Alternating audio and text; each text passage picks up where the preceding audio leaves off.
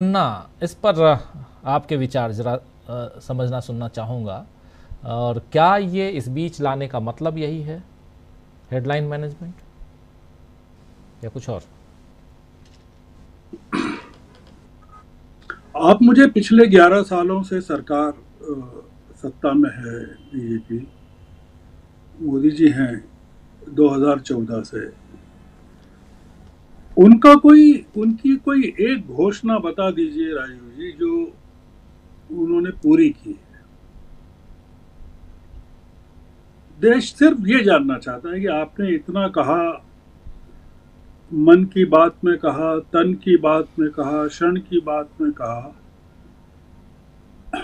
आप कहते ही रहते हैं, राष्ट्र के नाम संदेश में कहते रहते हैं। इतना बड़ी क्राइसिस है, आप कोविड के टाइम में तो लगातार राष्ट्र के नाम संदेश देते रहते थे। हमने आपका कोई राष्ट्र के नाम संदेश भी नहीं देखा कि आप टीवी के सामने दिखे हों। कोई एक चीज पूरी हुई हो। जब भी कोई घटना होती है, नागरिक डर जाता है।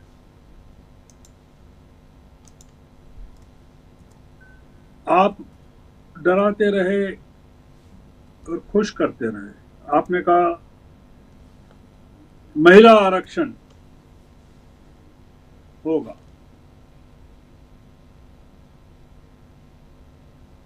बड़ी धूमधाम से आपने महिला आरक्षण का विधेयक पास कराया। क्या हुआ उसका?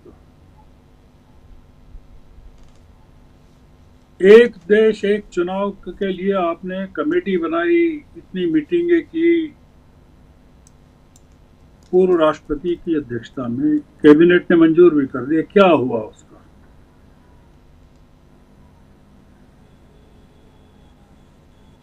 मणिपुर जल रहा है लगातार। एक उत्तर पूर्व का बड़ा राज्य, और खासकर अब ज्यादा संवेदनशील मामला इसलिए हो गया है कि बांग्लादेश में ऐसी ताकतें आ गई हैं जो जो बात कर रही हैं कि चीन की मदद से पूरे उत्तर पूर्व के सातों राज्यों पर कब्जा करना चाहिए। जी। वो मणिपुर लगा हुआ है बांग्लादेश से। हम क्या कर रहे हैं? तो इसलिए मैं इसको, ये एक जाति जनगणना को एक वही, जैसे 15 लाख आपके खातों में आ जाएंगे, उसको फिर बाद में उन्होंने जुमला कह दिया। जाति जनगणना भी एक जुमला है। इसका देखिए पॉइंट केवल ये है, जो इम्पोर्टेंट पॉइंट है, कि 2026 में जो 26-27 में परिसीमन करना है, जो कॉन्स्टिट्यूशनली रिक्वायर्ड है।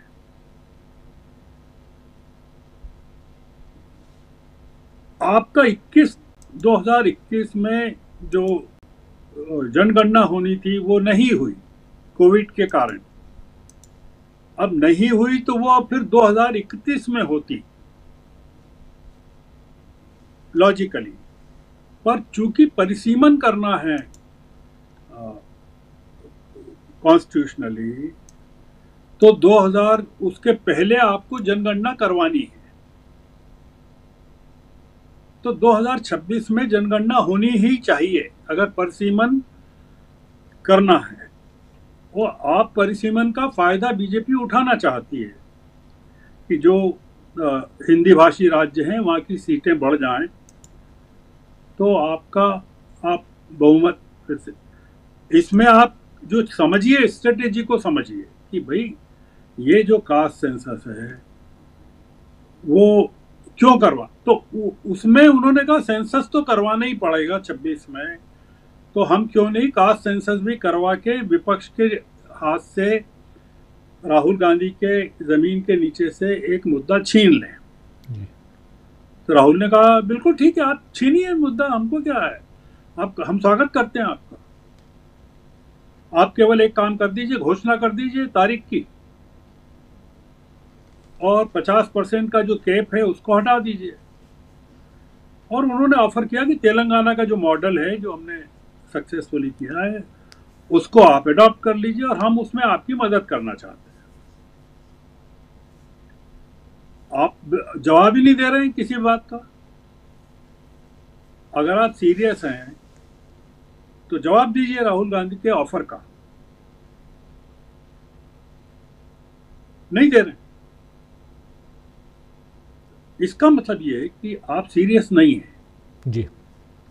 आप सीरियस इसलिए नहीं है कि आप बिहार के रिजल्ट को देखना चाहते हैं कि ये जो आपने तीर चलाया है, ये बिहार में निशाने पर अगर लग जाए तो जाति जनगणना, नहीं लगे तो एक और जुमला।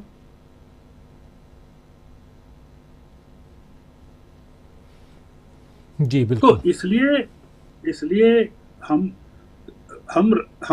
अगर कोई ऐसी बात कही होती जो उन्होंने पूरी की हो पहले सरकार ने। दूसरा ये कि आपकी पार्टी का जो क्रेडेंशियल्स हैं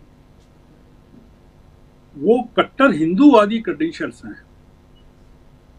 मनुवादी क्रेडेंशियल्स हैं। आप वर्ण व्यवस्था में यकीन करते हैं, पब्लिकली कह चुके हैं। अब कॉन्स्टिट्यूशन को बदलना चाहते थे, चुनाव के टाइम घोषणा कर चुके थे, आपके लोग सांसद घोषणा कर चुके थे संसद की 400 चाहिए, संविधान को बदलना है। तो आपका जो पूरा काडर है, आपकी धर्म संसदें जो हैं, आपके साधु संत जो हैं, आपका आरएसएस जो है हिंदू राष्ट्र की स्थापना करना चाहता है, वो जाति जनगणना करके क्या दलितों को, पिछड़ों को, आदिवासियों को नेतृत्व प्रदान करना चाहता है क्या? यकीन करेंगे क्या लोग कि आपके जो लोग हैं वो आपके दरवाजे खुल गए सबके लिए? तो इसलिए मुझे थोड़ा सा राजीव जी शक लगता है, क्योंकि ये अगर अटल जी होते तो और वो घोषणा करते तो हम 100% यकीन कर लेते कि हाँ, अटल जी ने कहा है, पत्थर की लकीर है। अटल जी के साथ चीजें क्रेडिबल थी और वो इंदिरा गांधी 71 के बाद इंदिरा गांधी की तारीफ भी कर दी उन्होंने। आप बताइए, राहुल गांधी की आज तक कोई तारीफ की क्या? उनको अपमानित करने के अलावा कुछ किया क्या? तो आप अपने विपक्ष की, अपने विरोधियों की तारीफ करें, उसके लिए बहुत बड़ा कलेजा चाहिए आपको जी। उदारता चाहिए, विनम्रता चाहिए। अहंकार में डूबे हुए आप, पूरी हुकूमत है।